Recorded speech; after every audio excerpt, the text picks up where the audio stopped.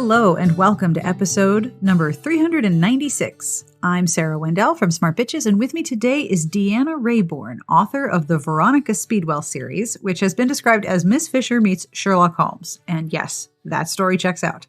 We are going to talk about her latest book out this week called A Murderous Relation. We're also going to talk about Victorian sleuthing, connections to Schitt's Creek, recognizing people when you first meet them, the future of Stoker and Veronica. Plus, we take a detour into red lipstick and the power of being fully yourself.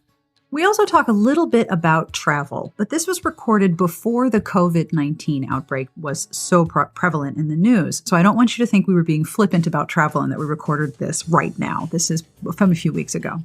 I love this book series, and I hope that you'll check it out. If you are curious, I will have links to all of the books and information on where you can find out more about Deanna Raybourn in the show notes at smartbitchestrashybooks.com/podcast. Today's show is being brought to you by Native Deodorant. Native Deodorant is formulated without aluminum, parabens, or talc. It's also vegan, it's never tested on animals, and it works. I have been trying the coconut vanilla scent, which I learned later was their most popular. Wow, do I really like it. I have pretty sensitive skin, and a lot of deodorants will make me break out, but this has been a marvelous experience. You can try it risk-free, free shipping on every order, and Native offers 30-day free returns and exchanges in the U.S. Plus, I have a coupon. Get ready. For 20% off your first purchase, visit nativedeodorant.com and use promo code SARAH, S-A-R-A-H, lowercase s, during checkout. That's 20% off your first purchase at nativedeodorant.com with promo code SARAH. The transcript for this episode is being brought to you by our Patreon community. If you have supported the show at patreon.com/smartbitches with a pledge of any amount, you are helping me make sure that every episode is accessible to everyone. Thank you so much for that. Monthly pledges begin at $1, and if you would like to join our Patreon community, it would be wonderful to have you. Have a look at patreon.com/smartbitches. As I mentioned, I will have information about all of the books and the lipsticks, very important, that we talk about, as well as links to where you can find Deanna. I also will end with an absolutely dreadful joke because that is how I do things, and they're terrible. And you email me to tell me how much you like them, and then you email me your own terrible jokes. It's a wonderful thing, so I'm going to keep that going. But now, let's do this podcast. On with my conversation about red lipstick and murderous relations with Deanna Raybourn.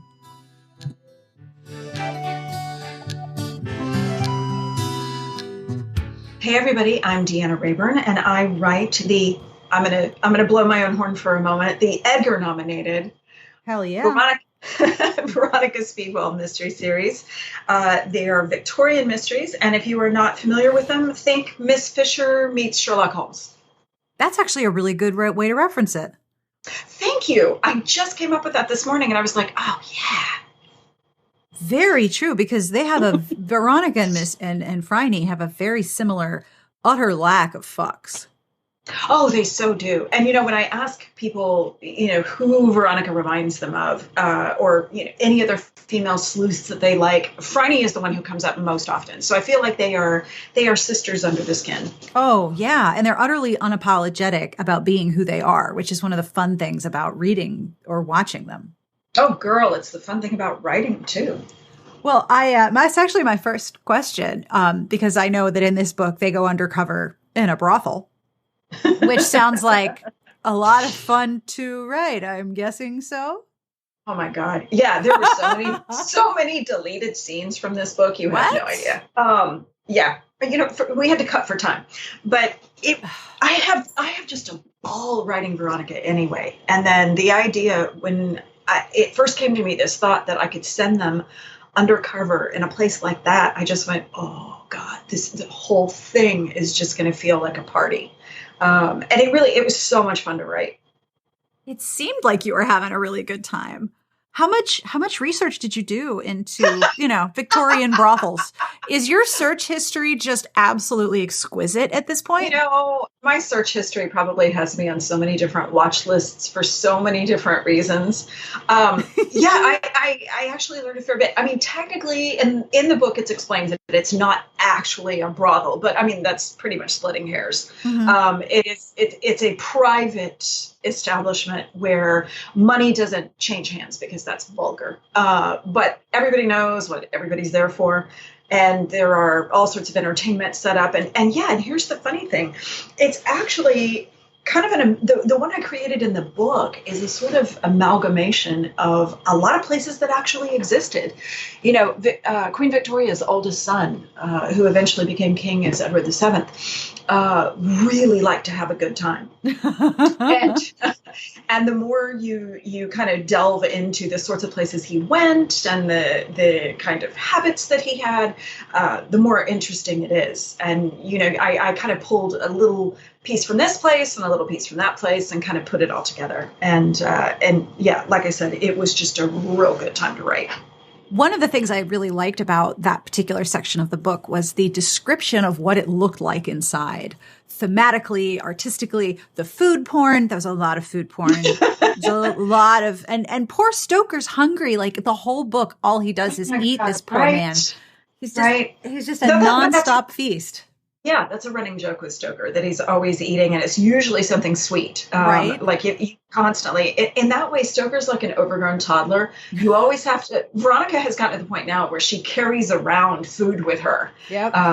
Especially some, you know, a tin of like honeycomb or, you know, some little mint drops or just something for him to snack on, because he gets really hangry. If you don't keep him fed at all times. But no, I had a wonderful time kind of creating this establishment, and the different rooms that I chose and how they were put together. Every bit of that was just imagination. That was just kind of, you know, hey, what would be fun to write? And that was always, it is always my default when I'm working. If I can't figure out what to do in a scene or with a plot point or with a character, I always go back to, well, what would be the most fun to write?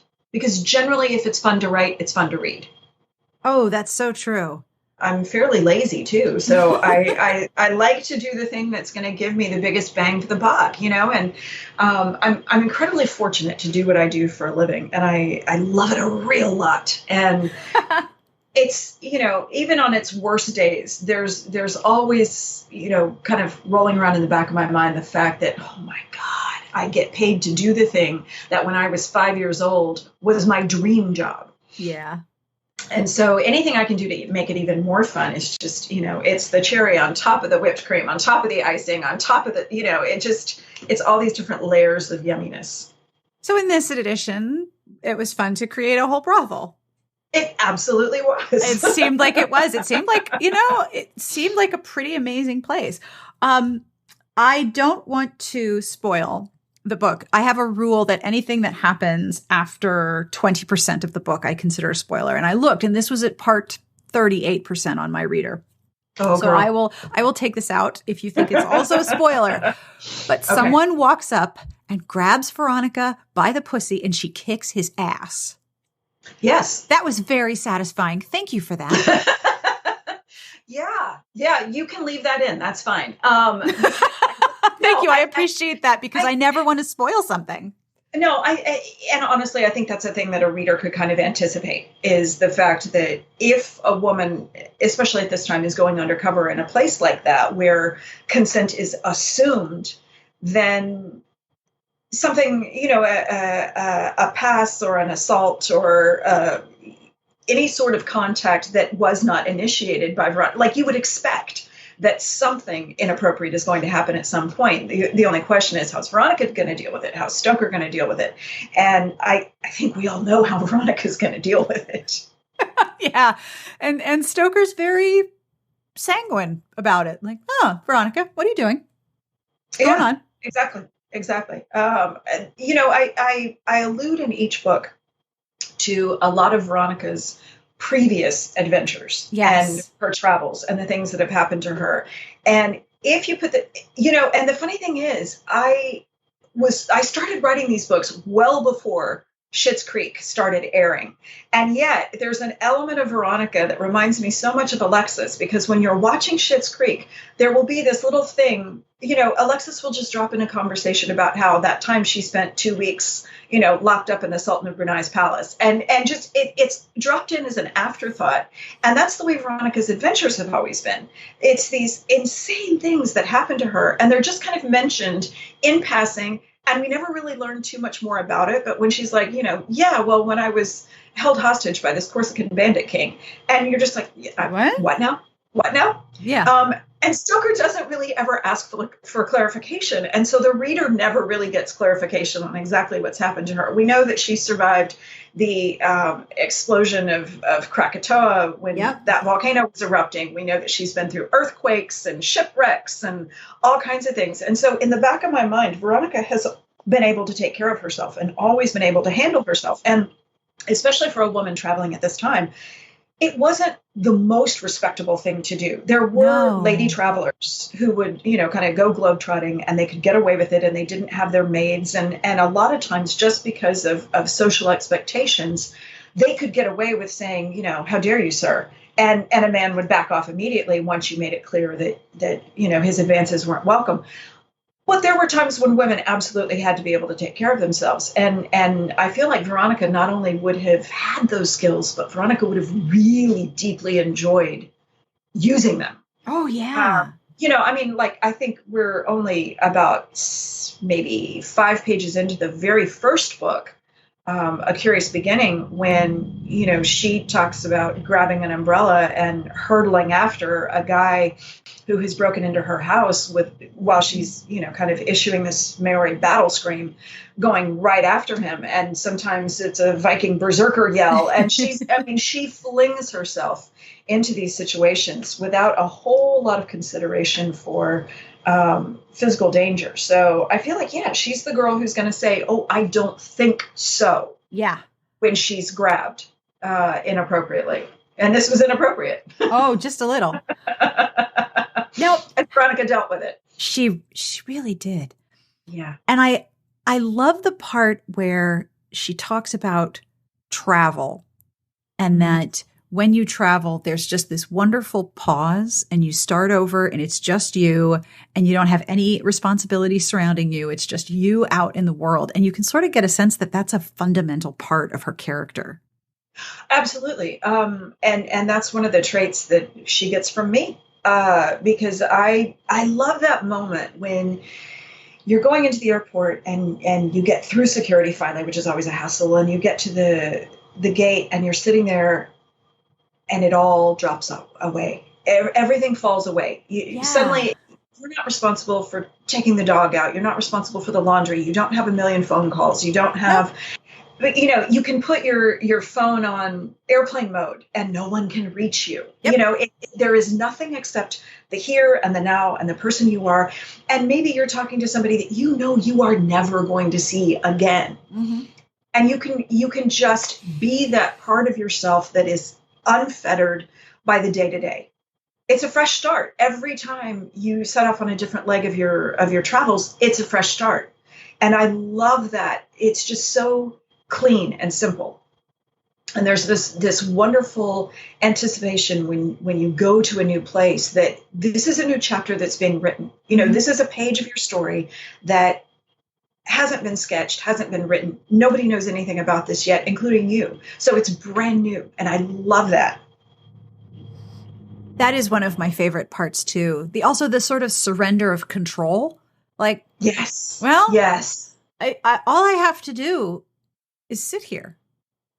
You do. And you're on the airplane and people bring you food and drink, and, there are so few decisions to make. Okay, I'm not allowed to get up now because the captain said so. I have to sit here with my seatbelt on, like I'm on a kindergarten field trip. There are just so many things that are taken out of your hands. Yeah. That all you really have to do is just sit there and, don't assault people. And be patient.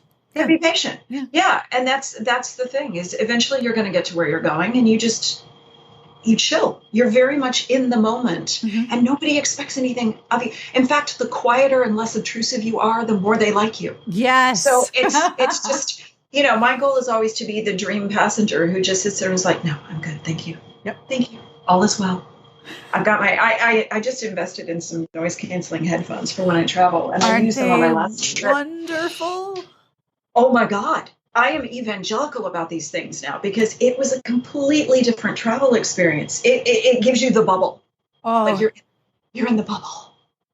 I have a pair that I absolutely adore, and sometimes I wear them in the house when I need to isolate myself.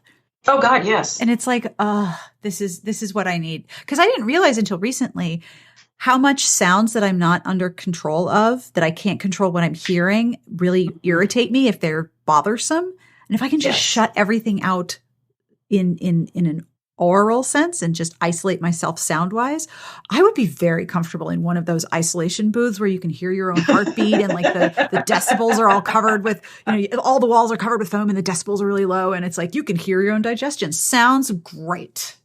You should do one of those ISO tanks. I would float around in the dark in the to. water. And we have one down the street from us. And I'm claustrophobic, so I won't do it. But it sounds like it would be right up your alley. Totally. So with Veronica and Stoker, how did you get from the end of A Dangerous Collaboration to the plot of A Murderous Relation? There's not a lot of time that has passed. They still have this overarching sort of job that is something that they drop in and out of, and a set of responsibilities that they do together.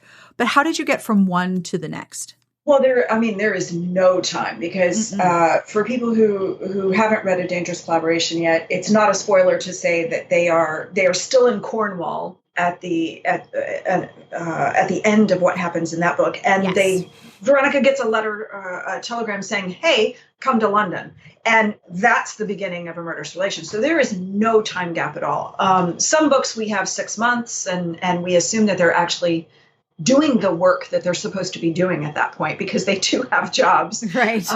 But this book plunges them immediately into the reason that they're pulled back to London. And we have there's a recurring character, Lady Wellingtonia Beauclair, Lady Welly, and she usually is the one who kind of draws them. She's the one who will draw them into various and sundry little exploits, and she's the catalyst for their involvement in A Murderous Relation. And part of it they undertake at her behest, and part of it they undertake because it's a thing that they feel obligated to do, and they kind of get sucked into it immediately. And I try to shake it up a little bit where it's not one character always saying, "Hey, we have to go do the thing."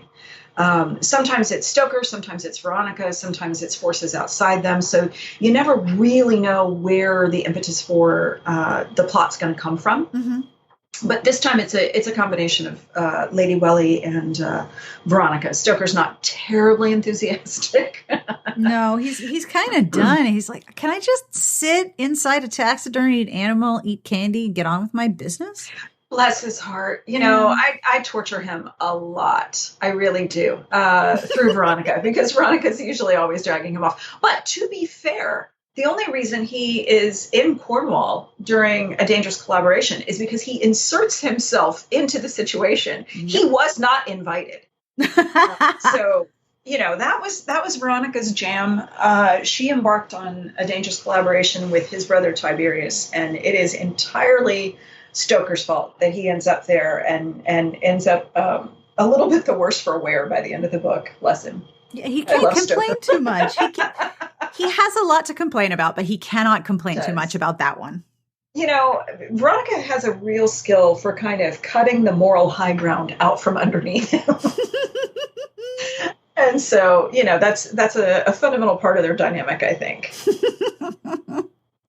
So with this series, what do you love about writing Veronica and Stoker? Their dialogue is so much fun. It is a tremendous amount of fun to write because I love that very sparky dynamic. And I don't think that I would know how to write a male-female partnership that has kind of those undertones of, the romantic push me, pull you. I don't know how I would write that without that sort of dynamic, because Veronica even has that with Stoker, with Stoker's brother Tiberius as well. There's a little bit of that, kind of, we're going to banter and we're going to flirt, and we all know it's not going anywhere, but this is what we're going to do. With Stoker, there's the added element of, is it going to go somewhere? Mm-hmm. Because that's always on the table, and that sort of repartee is just it's really engaging to write, and it requires kind of a balance between humor and cleverness, because you can't go too far with the humor, or it gets slapsticky. You can't go too far with the cleverness, or it can turn cruel.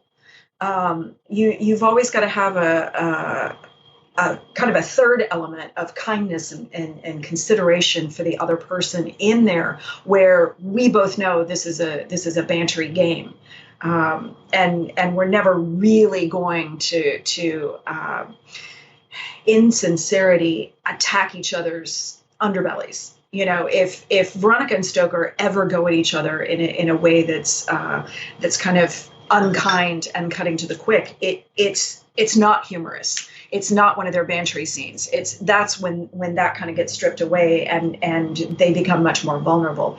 The banter is what they enjoy. At this point, it's a substitute for sex. But if they ever do become physical, then it would still be an element of their relationship, because it's just fun for them. They enjoy that.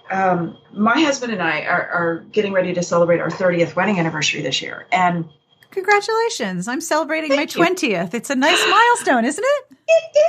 It is.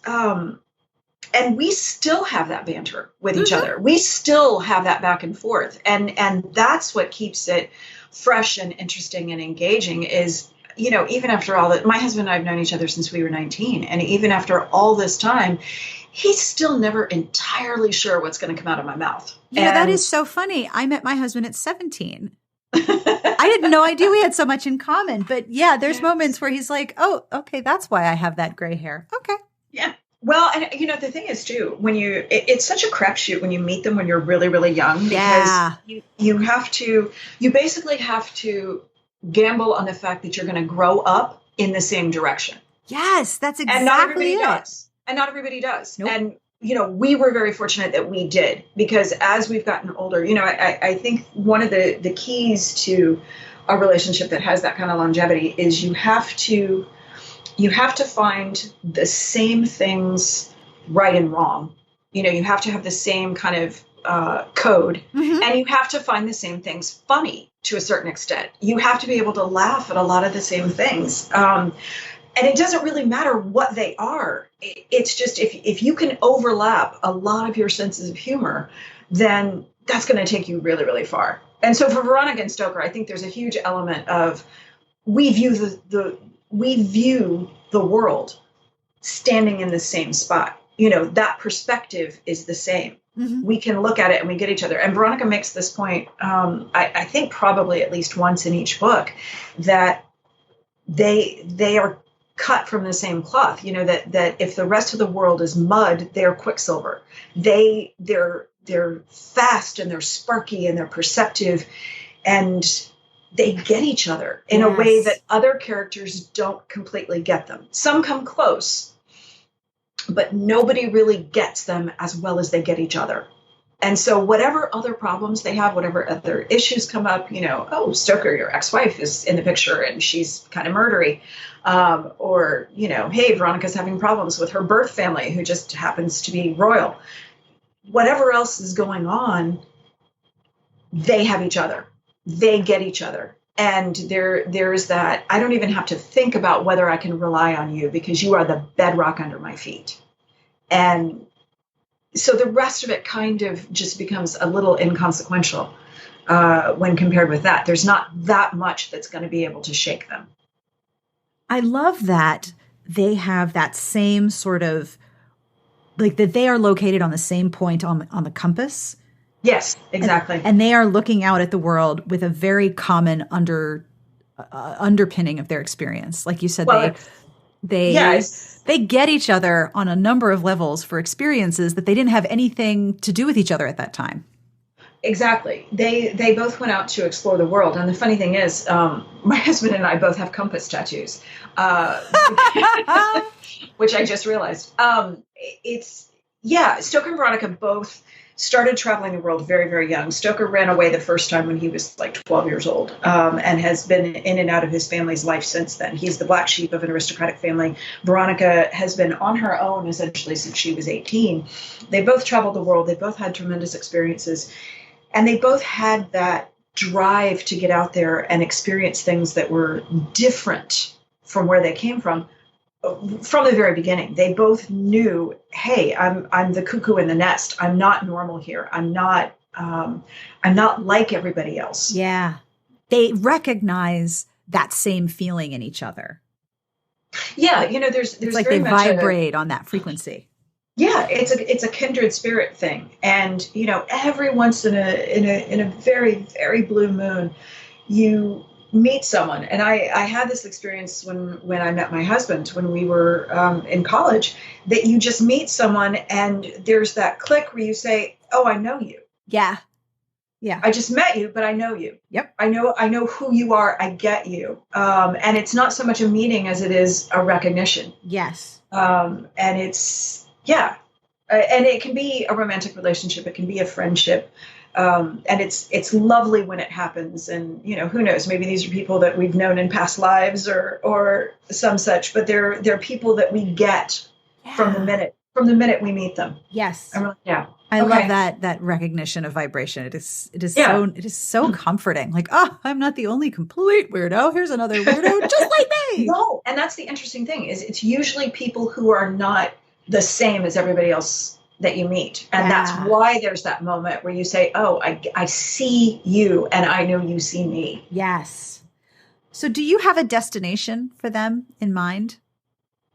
No, actually I don't, because I just got the contract signed a few months ago to do 6 and 7. Oh, congratulations. Thank you, darling. 6 is already written. It's in my editor's hands right now. We haven't done the revisions on it yet, but it's mostly done. And 7, I'm brainstorming. So hopefully there will be many more books after that. I tremendously enjoy writing them. I have great fun with them, and I could keep checking them. I mean, there's so much scope for the places they could go, the things they could do, there's just a lot of potential in the series. So I would love to keep writing it. It's up to the fine folks at Penguin. So we will see what happens. But if they're willing, I'm willing. So fingers crossed. Can you say anything about the next book? No. Damn it. Damn it. All right, fine. I'll be. I can't. And I'll tell you why I can't is because I literally at this moment don't even remember. Okay. Yes. Now I do. Okay. It just came back to me. No, here's the weird thing, Sarah. Here's the weird thing. I'm out here trying to talk to people about the book that's just getting ready to release. Right. You finished that like last year, right? A year ago. Right. And you're asking me about things and I'm racking my brain, legitimately trying to remember who's in this book and what happened, and trying not to get it confused with the book I just wrote or the book that I'm thinking about writing the proposal for. It's madness, Sarah. It's madness. I could be a complete tool too. I could be like, remember, I know you really could be. I do remember a little bit about book 6. The impetus for book 6 is that it begins in the Curiosity Club, which is this club for adventurous women, explorers and women of intellectual substance that Veronica is a member of. So I can tell you that much. I love the growing relationships that Veronica is finding with other women. Aren't they fun? I'm having the greatest time writing this because I always deal in my books with the element of found family because I'm intrigued by the idea that I'm a firm believer that blood is not thicker than water. Nope. I don't think that just because, of an accident of DNA, you owe people something. I mean, if they're toxic or they're horrible, just because you were born with the same ancestry, you owe them something. That's insane. I believe that people come into your life and sometimes it's through blood and sometimes it's through the magic of just your paths crossing, and you connect with them and you make them family. And you owe each other respect and support, and you give that to each other, and you do it without strings and without toxicity. And I love the idea of taking these characters and letting them explore that. Stoker has a birth family that kind of navigates its way in and out of each book, with great success sometimes and much less success at other times. And, Veronica is this outcast from her own birth family. So she has no one she's related to that she has a relationship with. And so she is always amassing found family. She's got a kind of a big brother-ish in Tiberius, and she's got Lady Welly, who is sort of an adopted aunt, and she's got all these little nieces and nephews through the Earl of Rosemoran, who's her employer. And so she has all of these found relationships, and now she's building a sisterhood. She's getting these women who, like J.J. Butterworth, who is a reporter, or, the Earl of Rosemoran's sister, who's the one who sponsored her into the Curiosity Club, where she's meeting all kinds of women who are just like her. They know what it's like to be intelligent and curious and adventuresome, and to have all of society conspiring to try and clip those wings and to be fighting against that. So she's got all these kindred spirits around her. And that's a really interesting element of her life to explore. And it's also such a challenge for her too, to figure out how to have a family, because she didn't really have one. Yeah, I mean, she doesn't bring to her relationships a skill set. She brings to her relationships intuition. And that's really all she's got, which is, how can I support you? How can I love you? How can, what is our dynamic going to be? Well, this is what I have to bring to it. I'm a person of action. Veronica's love language is action. She will do for you. Yes. And that is, she's somewhat restless, and she's courageous and energetic. And so she will always, strap on her bustle and pick up her parasol and wade into battle for you, at very little consideration to the personal cost. If she feels like you are her kin and you need her, she is there. Yeah. She is present. She's physical. She's coming in to take care of things, in a way that would be hugely overbearing if you're not prepared for it, because she is very dynamic and she is very forceful. And, I think there are certain people who would only like her in very small doses. And that's fine. She's unapologetic about that. Yes.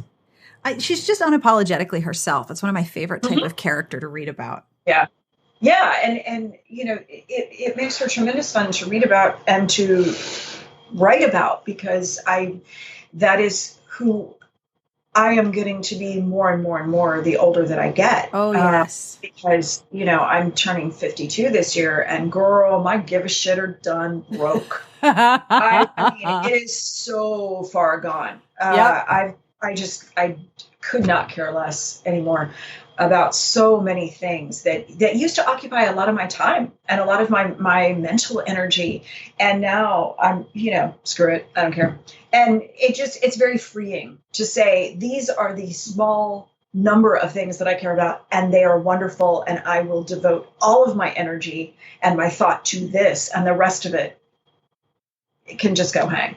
And it's amazing as I recognize the number of things that I don't give a shit about, that I have a lot of sympathy for people who are much younger than me, who are still stuck in this pressure of, I have to conform to whatever others expect of me. I have to adhere to these expectations. And, you can't tell somebody, no, you really don't. You just have to get to the point of, you know what? I don't want to, and I'm not gonna. It's very much an internal shift. Yeah. And, for me, it sounds kind of strange that it was the catalyst for all this, but it was me getting my first visible tattoo. I got it when I made the change to Penguin as my publisher, and it was the very first time I was going to be in their offices in New York, meeting with all of them. And the day before, I went to a tattoo studio and got my compass tattoo on the inside of my left forearm, and it stretches from my wrist almost to my elbow. So Ooh. it's visible. It's very visible. And I started noticing all these other things falling away because I put that out there and said, this is who I am. I stopped wearing 4-inch heels. I stopped wearing, structured, uncomfortable dresses because that was professional. I started wearing black skinny jeans and lace-up boots. And, I started going more for being completely authentic in a way that was much more comfortable and much more confident, and without even necessarily being aware of the fact that that's what I was doing. And it's funny to see because I have a few booksellers who've known me from the very first when because my first book came out in 2007, so I've been published for about 13 years now. And there are booksellers.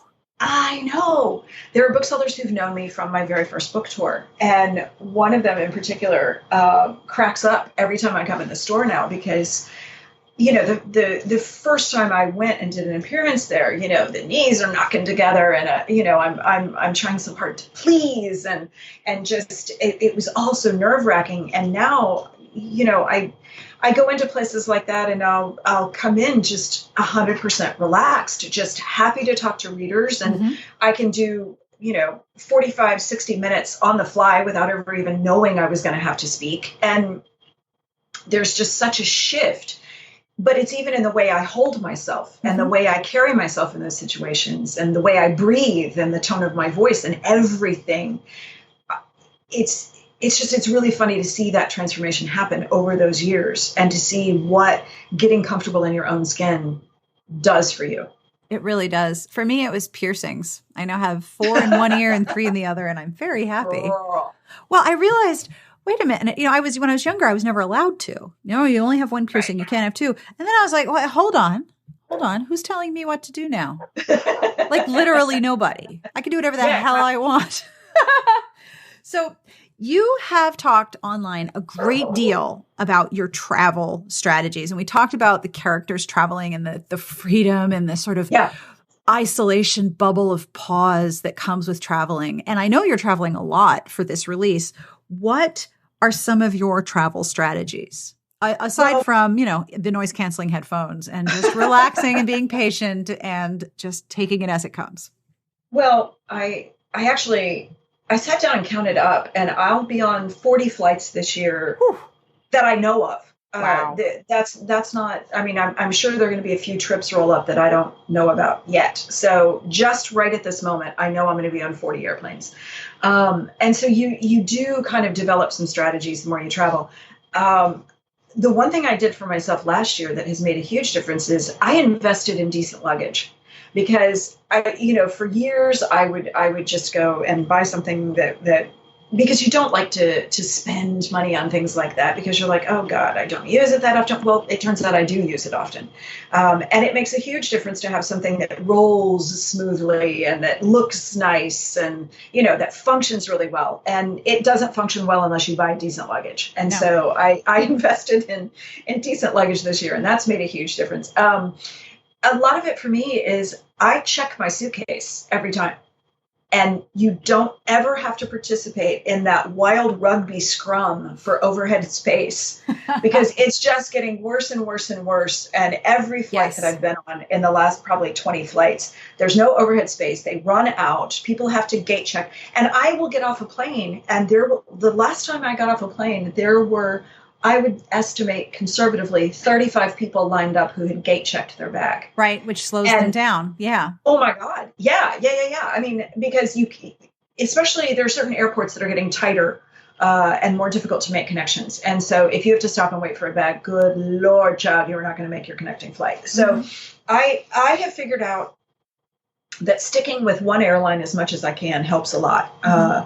And I feel completely vindicated about checking my bags because Roxane Gay did this awesome Twitter storm about checking your bag and how it is the way to grace. It is the way to peace. Yes. And she is absolutely right. It takes so much of the stress off. Like I will take that 20 minutes to wait at the baggage carousel and regroup and, do a mantra in my mind while I wait for that bag, because it's so worth not having to deal with all of the hassle. Plus, it's very nice just to walk through the airport with just a tote bag. I mean, and not have to always worry about, where's my bag? How do I get it in the bathroom stall? How do I avoid tripping the server in the restaurant with all my crap? So it's totally worth it. And if you have the airline credit card, most of the time, that's exactly what I was going to say. Yes, I got the airline credit. Exactly, I got the airline credit card, and you don't even have to book on that card most of the time to get the bag for free, as long as you're traveling on that airline. So, and then before every trip, I try to treat myself to either a new movie or a new album, so that I've got new entertainment to look forward to. So I'll spend 10 or 15. Like, I just got Knives Out to watch on book tour, so I'm very excited about that, because I saw it in the theater and loved it. But it's one of those movies that I know I want to watch more than once. Well, it is research. It is absolutely research. The before the last book tour, I bought the whole season of Killing Eve, so I could watch that. So I always treat myself to something that's new that I can watch like that. And I treat myself, like, when I'm traveling is generally the only time that I tend to read either thriller or romance, because those are more escapist for me, because it's not what I write. So that's usually what I will take with me to read. So I get a more, it feels more like I'm getting away, because I'm doing something different than what I do at home. And then, and then it's really practical stuff, like the noise canceling headphones and the antibacterial wipes. I invest a little bit more in a little more money and a little more effort in making sure that I'm as comfortable as possible when I travel. And it's making a huge difference to my state of mind. I find it much, much less stressful. Oh, yeah, absolutely. Now, it has been a while since I have seen you, but I knew in the past you have had an affinity for red lipstick. And I don't know if that is... I still do. Okay, because I was going to say, if part of becoming yourself is to wear purple, that is great too. But I am curious that you have identified the reds that look really good on you. Which are your favorites? These are the very important interview questions I'm asking here. These are the crucial ones. Yeah. The hard-hitting journalism. That's right. Well, see, I am convinced that everyone can wear red lipstick. You just have to know which are your undertones. Yes. Do you need a blue red or do you need an orange red? Because if you put me in an orange red, I look like I have a kidney condition. If you put me in a blue red, it's awesome. It doesn't, suddenly the jet lag is not as noticeable. It brightens up your whole face. People tend to focus on that instead of the fact that you're about to pass out from the fatigue. So it depends on the price point. I have found in a drugstore, L'Oreal blue reds are fantastic. I tend to use NARS as a NARS pencil as a base liner. And then if you want to splash out on the lipstick itself, I'm a huge fan of Urban Decay's F-Bomb. Oh. It is a perfect blue red. Perfect. And it lasts really well. And they do a sheer version or a more opaque version. And then I recently got my very first tube of Yves Saint Laurent. And it is a thing of glory. It is not quite as pigmented as Urban Decay, but the thing I love about it is that it smells like roses. Oh. It is just, it's like a spa treatment every time I put it on. I love it. It makes me feel very elegant to wear it. So those are my faves. Isn't it interesting how one little purchase can just make you feel like you're being so incredibly indulgent and kind to yourself?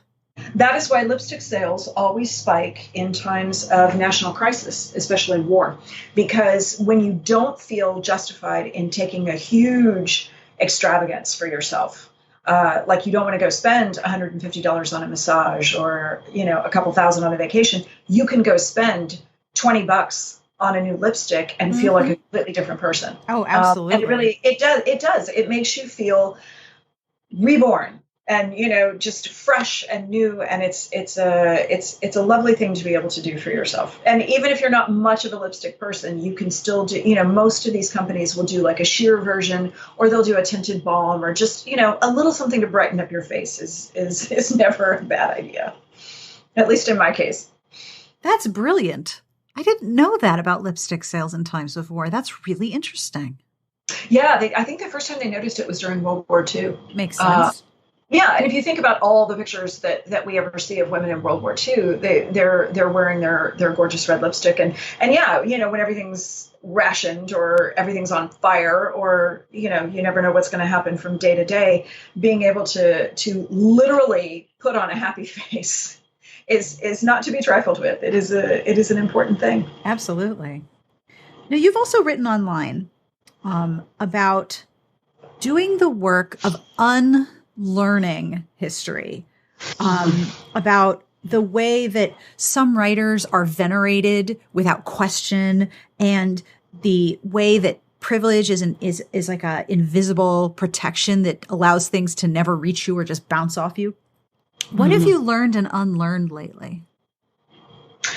Well, there have been a lot of discussions, especially online lately, about the function of most especially race in how publishing comes about. And there are so many ways that white writers benefit from the structures, the way they are in place now, that we don't even realize. There are gates that are kept and doors that are locked and towers that are built to keep other people out. And this is true whether you're talking, homophobia, transphobia, ableism. It is especially noticeable with race. And that is the one that I'm working really hard to kind of figure out how it has benefited me, and how I can pay attention to doing my part to help dismantle that as much as possible. And it is one of those things that you have to know going into it. This is lifelong work. There's no such thing as woke. There's only waking. There's no such thing as fixed. There's fixing. You have to be able to sit with a whole lot of discomfort. Yeah. And a whole lot of guilt, and a whole lot of, just really wishing things were not the way that they were, but knowing wishing ain't going to do shit. You've got to actually put the work in. And then it's going and looking for those opportunities to dismantle as much of that as you possibly can, while trying not to step on people in the process, and trying to make sure that you're not taking the place of those voices, but you're elevating those voices, and you're amplifying those voices. And, I just finished reading Robin DiAngelo's White Fragility, because to me that was a great place to start, because she outlines a lot of the defense mechanisms that we have as white people. What ways we will set off down the path to learn and to become aware and to make changes, but then we will very happily take a shortcut into tears, or, well, I can't do anything right, or, well, there's no way to win. And the key takeaway to that is, no, there's no way to win. We're not supposed to win. That's not what this is about. All we can do is become aware, and then figure out the next step. There's always a next step. Is it saying, hey, I've been asked to do a panel discussion? Great. Okay. Panel organizers. Are there people of color on my panel? Is there somebody who has written about a particular issue that touches upon people of color? Great. Is the writer white, or are they not? And if they're not white, how can I amplify that voice? How can I say, I don't need to be a part of this conversation. I just need to make other people aware that this conversation is happening, and I need to listen as well. And that's, I think one of the hardest things is when you like to think of yourself as a good person, and you like to think of yourself as a person who would never do harm to other people, to realize we do harm every single day. It's not intentional. It's not something that we set out to do, but it's there and it's happening because it's part of the systems that have been built around us. It's part of the systems that we participate in. So unless we actively make the choice to take those systems apart and to create new systems, then we are part of the problem. We are benefiting from it. And that's horrible to contemplate, that we have benefited all this time from all this stuff. But you know what? It's not as horrible as being victimized by it. And that's what other people are going through. So that's the time to take ourselves out of the narrative and say, yeah, this isn't about protecting the status quo. This isn't about protecting what has given us benefits that other people have not gotten. It's about saying, okay, now it's time to level the playing field. What can I do to make things more equitable for other people? And, so much of it just comes down to listening and just comes down to paying attention when other people are talking. I loved that book because it breaks down some things and gives you a language with which to talk about them. Can I give you a book recommendation that rocked my brain? God, yes, please. It's called Me and White Supremacy by Layla Saad. It just came out. It started as an Instagram challenge and then became a free PDF workbook. And then it was picked up by Sourcebooks and released in a longer edition. And it hit the Times, the USA Today, and Amazon bestseller lists in its first week. And it's awesome. I have made note of that. So good. It does a lot of that same, okay, yes, address this discomfort, address this feeling of shame and embarrassment and anger and frustration. And here's how you transform that into actually helping. Yeah, because, it's one thing to sit there and say, God, this is horrible. This is embarrassing. I'm enraged. I'm, okay, great. Now what are you going to do about it? Because the tears don't help anybody. The guilt doesn't help anybody. The recrimination doesn't help anybody. It's a matter of saying, yeah, this is a shitty system. Yep. And it's time to take a sledgehammer to it. Yep. I specifically wanted to read White Fragility first because I wanted to read, if I knew if I read that book first, that she was going to tackle the knee-jerk reactions that white people have to discussions of race, and she was going to eliminate every possible avenue of escape. That she was going to say, okay, when you feel your gut seizing up and you want to cry about it, this is what that's actually doing to people of color, and this is why you don't do that. Yeah. When you want to talk over people of color who are having, this is what you're doing, and don't do that. And so she broke it all down. And so I wanted to do that. Now I'm setting off to read what people of color have to say about it. And it's most often in the US, it's an issue between Black and white. It's also an issue of Hispanic and white. It's an issue of, we have Islamophobia on the rise in this country. We have anti-Semitism on the rise in this country. Yep. So there are so many different facets to it that there are to explore. And I also don't want to just create a reading list for myself and rush through it like it's a punch list. I'm taking about a book a month so that I can read a chapter in the morning and sit with that through the day and take it on board and really think about it and figure out how I can do better. And use it not so much as a reading exercise, but more as a workbook to say, okay, really, how can I incorporate this? What can I do differently? What do you do to take care of yourself? I have gotten really, really kind of intolerant when I am reading or watching anything on TV about spending time with something that I'm not enjoying. Oh, yes. I bail so fast. Oh, me too.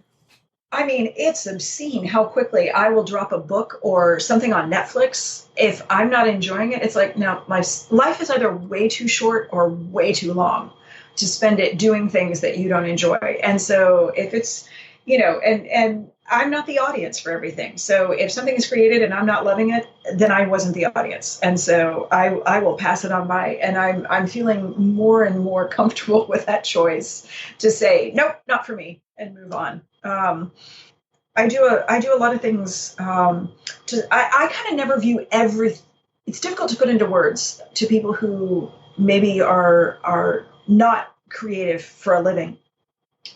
Everything to me is integrated. Everything finds its way into my work. So even when I think I'm reading for pleasure, I'm probably not. There's probably going to be some. So there's always a part of me that's very aware of what I'm taking on board, right? Because it's probably going to find its way into my work somehow. And I don't know any creative people who can completely divorce work from life. Like it all overlaps in this really, really messy Venn diagram. And so that's why I try for everything to I'm always looking for opportunities to make something more pleasurable. And, just more joy, all of it. If I'm going to pick up a pen at the store, it's going to be purple or green instead of blue because those are the colors ink I like. It's stupid little things like that, but it adds up to a life that has been kind of, I'm going to use that Instagram word. It's been curated to be a life that makes me happy, even down to the smallest details. Mm-hmm. Absolutely. And it's part of, I think, becoming yourself and evolving as yourself is curating what it is that you like and not worrying about what anyone else thinks of that. Oh, yeah, absolutely. I mean, and I really, oh God, the things that I hate most are those articles about what women over 40 shouldn't wear, or, hey, millennials, put away your My Little Ponies and your graphic novels. And it's like, shut up and let people enjoy things. I mean, good Lord. I have a small but growing collection of Funko Pops that give me a ridiculous amount of joy. And if you had told me when I was 25 that I would be buying small vinyl characters, I probably would have thought you were completely round the twist. But they make me smile every time I see them. So, why not? Yeah. I mean, why not? You're not hurting anyone. Exactly. And I'm helping the growing Funko Pop industry. Well, I mean, these are vital questions, right?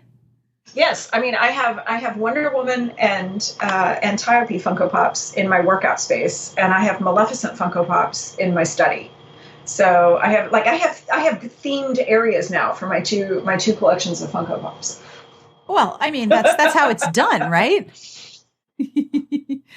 So what are you reading that you want to tell people about? Okay, so I am about halfway through Alyssa Cole's A Prince on Paper. And like I said earlier, thrillers or contemporary romance are complete escapism for me because it's not what I write, and I generally only read that when I travel. But Alyssa Cole is one of those people I will make an exception for because she is magic. There is a teddy bear in this book that I need her to do a licensing deal so people can buy this teddy bear. And then coming out in March is a book that I actually got to read as an ARC, and I blurbed it. It's called Woman in the Mirror by Rebecca James. It's very gothic-y, and it's very atmospheric, and I really thoroughly enjoyed it. And it's got some lovely twisty things, which I thought were great fun. And I just got my hands on an ARC of a book that comes out in the summer called Mexican Gothic by Silvia Moreno Garcia. And I cannot wait to dive into this one because I have lamented for a long time the fact that nobody really seems to be publishing proper Gothic novels anymore. Mm-hmm. And that so many of them, when they were written, were set in England. And there are so many more places that you could be setting these. And this one is in the interior of Mexico, but it's like a proper Gothic in the 1950s. And I think the potential for this one is off the charts. So I'm very excited. I'm going to take it with me on book tour. So it's going to be my treat read when I'm on tour. So yeah, I'm very excited about it. Oh, that sounds really good. I know. I'm very happy. Well, thank you so much for taking the time to talk to me. I really appreciate it. Oh, it's always a joy to talk to you, Sarah. It's been way too long. So I was so excited to get to chat with you today. And that brings us to the end of this week's episode.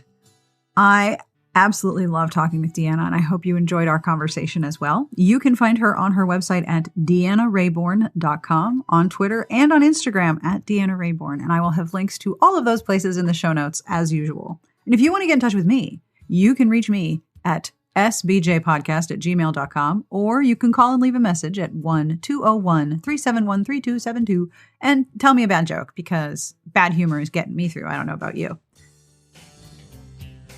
Thank you again to our Patreon community. Your support means so very, very much, and I can't tell you how much I appreciate each and every pledge you've made. If you would like to join our Patreon group, it is patreon.com/smartbitches.